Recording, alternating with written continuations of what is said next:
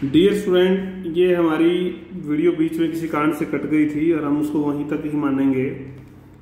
Video संख्या यहाँ से आपकी 16 जो है शुरू हो रही है, इस बात को आप समझ लें। ये वीडियो संख्या 16 है। इसमें हम कुछ एक दो बिंदु जो इसके रह गए थे यूरोप के अन्य देशों पर प्रभाव के, ये पढ़ेंगे और विश्व पर स्थायी जो प्रभाव पड़े वो भी पढ़ेंगे। तो हमने अभी पढ़ा था कि संयुक्त व्यवस्था को महत्व दिया। इसके बाद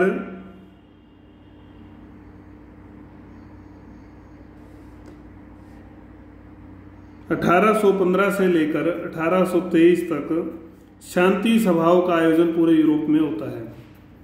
शांति सभाओं का आयोजन किया जाता है। ये शांति सभाएं कुछ समय तक यूरोप को युद्धों से बचा सकी, लेकिन लंबा समय ये भी बचाने में असफल हुई। फ्रांस की क्रांति के कड़वे अनुभव के कारण ही ऑस्ट्रिया के चांसलर मेटरनिख ने राष्ट्रविरोधियों के विरुद्ध कठोर व्यवहार को अपनाया और इसको प्रतिक्रियावाद का युग कहा जाता है। चौथा जो अंतिम प्रभाव है, अगर यूरोप वाला जो प्रभाव पढ़ते थे हम, ब्रिटेन पर प्रभाव। ब्रिटेन पर क्या प्रभाव इस क्रांति का पड़ता है, इसको देखेंगे हम इस बिंदु में। ब्रिटेन को सबसे ज्यादा प्रभावित किया, ये भी हम पढ़ चुके हैं ज्यादातर बातें इसकी। सबसे ज्यादा प्रभावित किया। वैसे भी प्रत्येक घटनाओं को ब्रिटेन के जो नागरिक है विशेष ध्यान से देख रहे थे, हर घटना को समझ रहे थे, तो प्रभाव अलग अलग ढंग से हुआ, वो हम देखेंगे। बास्तिल के पतन के बाद, बास्तिल का जब पतन हुआ उसके बाद खुशी की लहर आ जाती है ब्रिटेन वासियों में, क्योंकि अंग्रेजों ने समर्थन किया था क्रांति का। उन्होंने माना था कि ये फ्रांस के विकास के लिए आवश्यक है क्रांति। देखो, अलग अलग समय में अलग अलग प्रतिक्रिया देगा ये ब्रिटेन। जैसे जैसे क्रांति में जैसे जैसे भीड़ का महत्व बढ़ता गया, भीड़ की भूमिका बढ़ती गई, लूटमार की घटनाएं घटने लगी,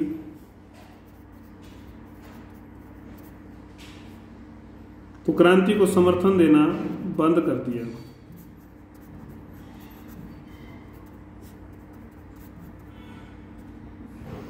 चर्च व सामंतों की संपत्ति को बलपूर्वक छीनने का विरोध ब्रिटेन में देखा गया।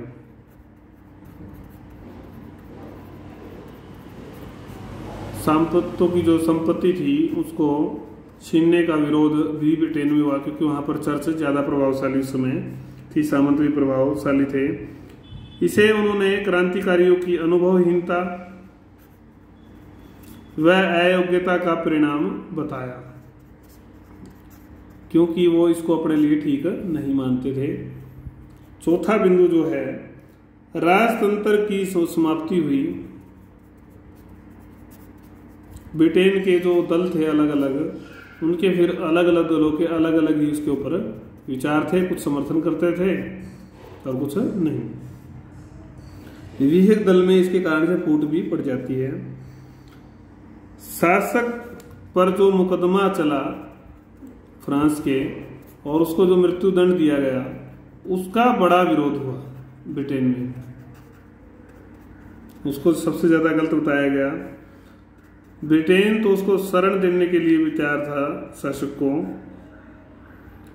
तो बाद में ब्रिटेन ने इस सारे के लिए सबक सिखाने के लिए सैनिक गुट भी बनाया, युद्ध भी लड़ा।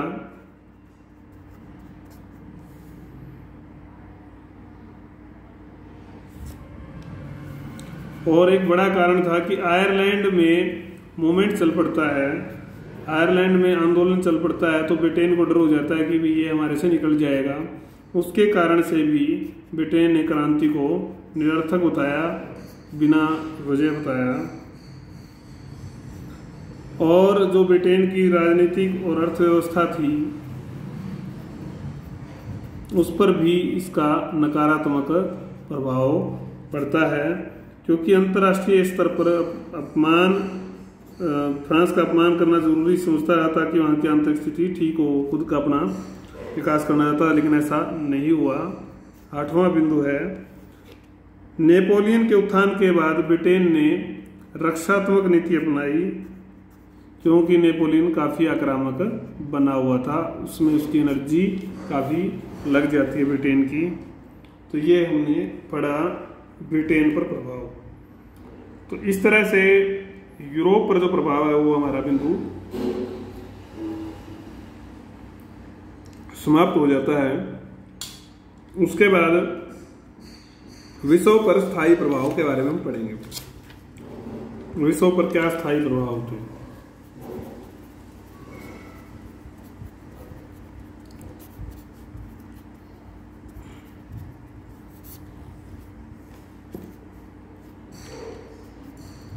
राज्य की प्रकृति में परिवर्तन। राज्य की प्रकृति में परिवर्तन। तो पहले निरंकुशतावाद ज्यादा चलता था, निरंकुशवाद, इसी के विरुद्ध ये कार्रवाई हुई थी, ये क्रांति हुई थी। तो जनता को राज्य की ओर से कोई अधिकार नहीं था, इसमें कोई अधिकार नहीं मिलता था। तो इन अधिकारों के लिए ही ये हथियार उठाए गए थे। हथियार उठाने का अधिकार है। यदि शासक जनता के हितों की रक्षा नहीं कर सकता तो जनता की नजरों में अपराधी है शासक। और परिणाम फिर कैसे होंगे अगर ऐसा कुछ चलेगा? तो परिणाम जैसे लुई 16वें के साथ हुआ वैसा ही और शासकों के साथ भी हो सकता है। तो जो लुई 16वें की घटना होती है उससे पूरे विश्व में खलबली मच जाती है। सभी शासकों को डर सताने लगा, भय सताने लगा। तो उन लोगों ने फिर डर के मारे उदार नीति जो है, अपने नियमों को उदार बना दिया। अनदेखी जनता की जो है कम होने लगी, क्योंकि उनको क्रांति का भय सताने लगा। तो राज्य की जो प्रवृत्ति है वो कैसी हो गई? कल्याणकारी या कल्याणवादी प्रवृत्ति राज्य की बनी। ये प्रवृत्ति प्रकृति में परिवर्तन राज्य की आता है। जनता में नए आदर्शों का प्रचार। नए आदर्शों का प्रचार जनता में होता है। हमने पढ़ा था कि क्रांति में समानता, स्वतंत्रता, बंधुत्व का नारा लगाया गया। जो ये नारे थे, उद्घोष थे, नारों को उद्घोष भी बोलते हैं। तो इनका अर्थ था कि लोग जो है जीवन की, संपत्ति की सुरक्षा चाहते हैं और आपस में बराबरी का अधिकार चाहते हैं। बराबरी और सम्मान का अधिकार या समानता का अधिकार वो चाहते हैं। शुरू में तो इन आदर्शों को महत्वहीन कहा गया था, लेकिन जैसे जैसे घटती गई घटनाएं तो उसके बाद ये इच्छाएं जो है बहुत स्पष्ट रूप में आई कि जनता की सबसे प्राथमिक इच्छा यही है। और राष्ट्रीय संविधान सभा आपको पता है कि ये मौलिक अधिकार फिर प्रदान करती है। और ये फ्रांस में ही नहीं मिले, अमेरिका में भी जो है इन अधिकारों के लिए अमेरिका को संशोधन करके आम जन को ये अधिकार देने पड़े। तो कोई संविधान ऐसा नहीं था कि जिसमें इन अधिकारों का उल्लेख फिर न हुआ हो, उस समय में उल्लेख किया गया। तो इन आदर्शों का तेजी से जो है समाज में, पूरे विश्व में प्रसार होता है। मानवतावाद, भेदभाव रहित जीवन, सरकार में जनता की सहभागिता, ये पक्ष खुले रूप से चलते हैं। तीसरा है राष्ट्रवाद। राष्ट्रीयता की भावना का जो है संचार होता है। इससे पहले विश्व के विभिन्न देशों में धर्म, भाषा, नस्ल, जाति, परंपरा, इन चीजों के आधार, क्षेत्र की पहचान के आधार पर नए नए जो राज्यों की स्थापना हुई थी। इस चीज को ज्यादा महत्व पहले दिया जाता था, परंतु अब इस क्रांति के बाद राष्ट्रीय तत्वों को महत्व दिया जाने लगा कि राष्ट्रीय तत्वों को समझने और अपनाने पर जोर दिया गया। फ्रांस में लुई 16वें जो शासक थे, उनके द्वारा पेरिस को छोड़ने के बाद जनता ने अपने को अव्यवस्थित नहीं किया। लुई 16वें को जब मृत्युदंड दे दिया गया तो जनता अव्यवस्थित नहीं हुई और उन्होंने फ्रांस को चलाया। इसके बाद झंडे को भी स्वीकारा गया। पूरे जनता को विश्वास था। नेपोलियन ने जिस प्रकार विभिन्न देशों की हालत बनाई तो वहां पर प्रश्न पैदा हुआ कि यदि अस्तित्व बचाना है तो छोटी छोटी संकीर्णताओं को छोड़कर राष्ट्र के विकास की बात करनी होगी। ये पूरा यूरोप सोचने लगा। उसके बाद पूरे विश्व में इस विचारधारा का श्री गणेश होता है और इस श्रृंखला में साम्राज्यवाद का जो विरोध है वो बढ़ता जाता है। चौथा बिंदु है सांस्कृतिक विकास।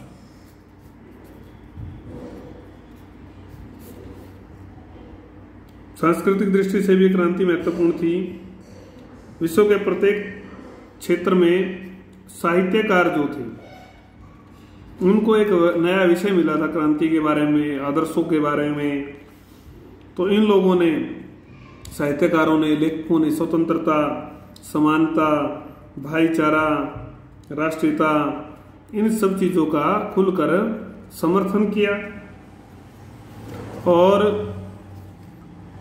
जो निरंकुशवाद था, देवीय अधिकार थे, पादरियों का दूषित चरित्र था, सामंतों की कार्यप्रणाली थी, इन सब का उन्होंने खुलकर करारी चोट की इनके ऊपर कि ये चीजें नहीं होनी चाहिए।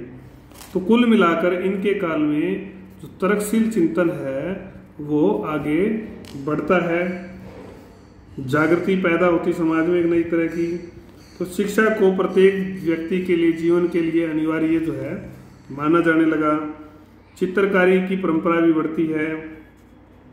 साहित्य की कला में भी नए नए प्रयोग होते हैं।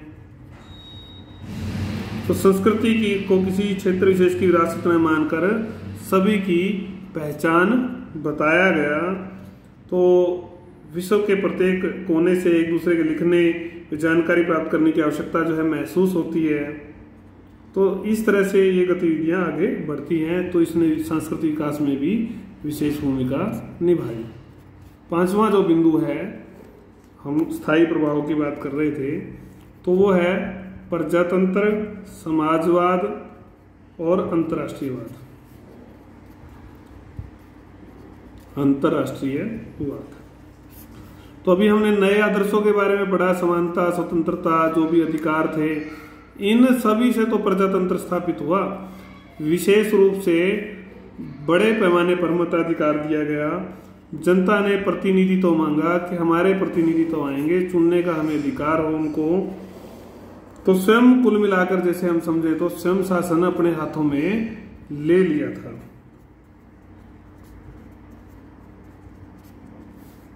इसी तरह से पादरियों की संपत्ति का राष्ट्रीयकरण, बंटवारा कर दिया गया। राज्य की आमदनी के स्रोत किसी विशेष व्यक्ति के नहीं होने चाहिए, सरकारी होने चाहिए। समाज में शोषण की कोई जगह नहीं चाहिए, शोषण की कोई जगह नहीं होनी चाहिए। इस तरह की समाजवादी विचारधारा भी विश्व में सफल रूप से फ्रांस में लागू हुई। इसी तरह से क्रांतिकारियों ने जिस भाईचारे का संदेश दिया था वह प्राय फ्रांस की सीमा तक ही सीमित नहीं था।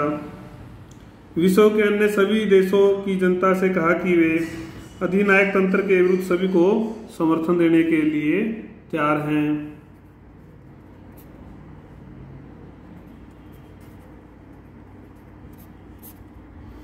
राजा देवी अधिकार प्रशासन नहीं करता, बल्कि जनता की मर्जी से शासन चलाता है। इस बात का प्रचार भी संपूर्ण विश्व में हुआ। तो ये कुल मिलाकर सफल प्रयोग था इन चीजों को लागू करवाने का, और इससे लागू भी हुई। तो पूरे विश्व में ये नारे बोले गए और माने गए। तो अभूतपूर्व घटना थी। निष्कर्ष रूप में हमने इस पूरी घटना के प्रभाव, कारण देखा, और इसने सभी परंपराओं को हिलाकर रख दिया। जो ट्रेडिशनल परंपराएं थी, परंपरागत चीजें थी, उनको हिलाकर रखा और नए समाज की एक प्रकार से स्थापना की, और इससे कई आंदोलनों का उदय फिर होता है। तो ये हमने पढ़ा मुख्य रूप से। दोबारा से इसको एक बार रिपीट कर लेते हैं। तो यूरोप पर प्रभाव को जब हमने पढ़ा तो यूरोप में गुटों का विभाजन हो जाता है। विभिन्न देशों की प्रतिक्रिया क्या आती है, यूरोप में अन्य परिवर्तन क्या होते हैं, ब्रिटेन के में भी हमने जो ये कई परिवर्तन पड़े, इन पर सबसे ज्यादा प्रभाव इस क्रांति का पड़ा था। फिर था विश्व पर स्थायी प्रभाव, राज्य की प्रकृति में परिवर्तन, जनता में नए आदर्शों का प्रचार, राष्ट्रवाद की स्थापना, सांस्कृतिक विकास कैसे होता है, प्रजातंत्र, समाजवाद और अंतर्राष्ट्रीयवाद कैसे फलते और फूलते हैं। इसके बाद एक वीडियो हम अलग से ही देखेंगे, उसमें छोटे क्वेश्चन और आपके क्या कहते हैं असाइनमेंट भी, उसमें मैप भी रहेगा, तो वो पूरी वीडियो अलग से ही कर लेंगे, तो ज़्यादा बड़ी वीडियो नहीं होगी, आपको सारा समझ में भी आ जाएगा। कोई आपकी क्वेरी है, कोई क्वेश्चन है तो उसको आप मेरे से ले सकते हैं।